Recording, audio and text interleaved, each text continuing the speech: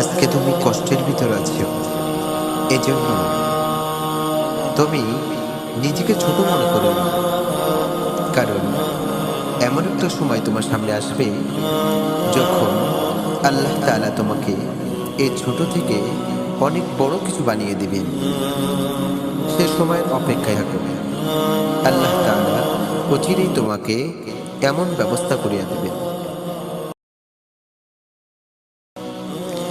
আজকে তুমি কষ্টের ভিতর আছো, এজন্য তুমি নিজেকে ছোট মনে করো না।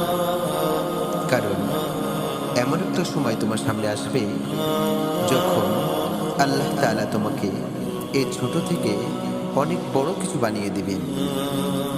সে সময়ের অপেক্ষায় থাকো।